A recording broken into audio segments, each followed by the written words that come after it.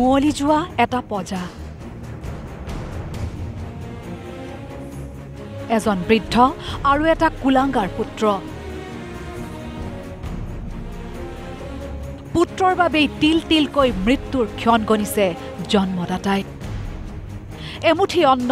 অকণমান বস্ত্ৰৰ বাবে হাহাকাৰ কৰিছে এজন পিতৃয়ে দুৰ্ভাগ্যজনক এই ঘটনাৰ স্থান বাক্সাৰ কুৱেৰী চক দৃশ্য দেখিয়েই আপোনাৰ চাগৈ বুকুখন মোচৰ খাই গৈছে কাৰণ উৱলি যোৱা ঘৰটোৰ ভিতৰত ভোকে লঘোণে কাৰোবাৰ অপেক্ষাত থকা এই ব্যক্তিজনো কাৰোবাৰ পিতৃ কিন্তু কুলাংগাৰ পুত্ৰই পাহৰিয়েই থাকিলে পিতৃধৰ্ম বাক্সাৰ কুৱেৰী চকৰ এই ঘৰখনলৈ আহিবলৈ আজিলৈ আহৰিয়েই নাপালে এই বৃদ্ধজনৰ পুত্ৰই 2022 চনত দুৰ্ঘটনাত এখন ভৰি বিকল হৈ পৰাৰ পাছতেই কুলাংগাৰ পুত্ৰ দীপক কলিতাই পিতৃ দিলীপ কলিতাক এনেকৈয়ে এৰি থৈ ঘৰ জোৱাই হ'লগৈ পিতৃ আজি নিথৰুৱা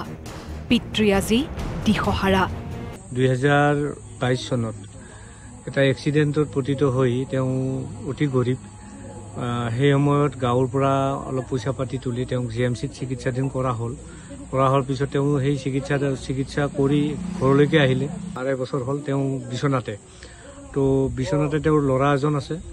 ল'ৰাজনে আগতে অলপ শুশ্ৰূষা কৰিছিলে বোৱাৰীও আছে ল'ৰা আৰু বোৱাৰী শুশ্ৰূষা কৰিছিলে তাৰপিছত বোৱাৰী আৰু ল'ৰা ইয়াৰ পৰা ওলাই যায় এতিয়া ঘৰত নিথৰুৱা হৈ মানুহজন অকলে আছে প্লাছ 20 দিন মানে একো খাব পোৱা নাই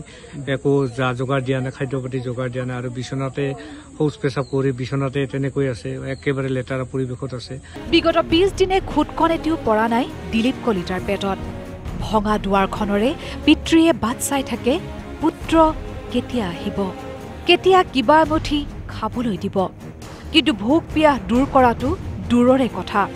অসুস্থ পিতৃক মাত এষাৰ লগাবলৈও কুৱেৰী চকৰ ঘৰখনলৈ নহা হ'ল কুলাংগাৰ পুত্ৰ স্থানীয় ৰাইজে সমগ্ৰ ঘটনা অৱগত হোৱাত খবৰ দিলে বাক্সা আৰক্ষীক স্থানীয় ৰাইজৰ সহযোগত আৰক্ষীয়ে দিলীপ কলিতাৰ ভোক নিবাৰণৰ ব্যৱস্থা কৰে যিখিনি মাটি আছে মাটিখিনিও ল'ৰাজনে বিক্ৰী কৰি অলৰেডি 8 লাখ টকা আনিছে আৰু 8 লাখ টকা আনি তেওঁ কিবা কিবি খৰচ কৰি পইচা পাতি শেষ কৰিলে এতিয়া দেউতাকে বিচনাতে পৰি আছে তো সেইকাৰণে আমি ভাবিলোঁ যে আমি এইটো প্ৰশাসনকো জনাওঁ ইয়াত এটা মানুহ থকা পৰিৱেশে নাই আৰু আমাৰ গাঁৱত এনেকুৱা এটা ঘটনা ঘটি আছে আমাৰ তাৰমানে